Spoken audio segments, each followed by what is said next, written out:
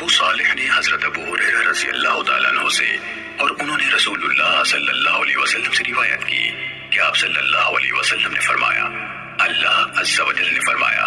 میرے بارے میں میرے بندے کا جو گمان ہو میں اس کے ساتھ یعنی اس کے مطابق ہوتا ہوں، اور مجھے جہاں بھی یاد کرے میں اس کے پاس ہوتا ہوں۔ اللہ کی قسم، اللہ تعالیٰ اپنے بندے کی توبہ پر تم میں سے ایسے آدمی کی نسبت بھی زیادہ خوش ہوتا ہے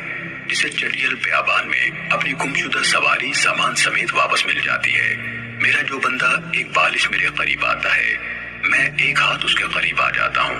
اور جو ایک ہاتھ میرے قریب ہوتا ہے میں دونوں ہاتھوں کی پوری لمبائی کے برابر اس کے قریب ہو جاتا ہوں، اور جو چلتا ہوا میری طرف آتا ہے میں دوڑتا ہوا اس کے پاس آتا ہوں۔ صحیح مسلم حدیث نمبر 6952۔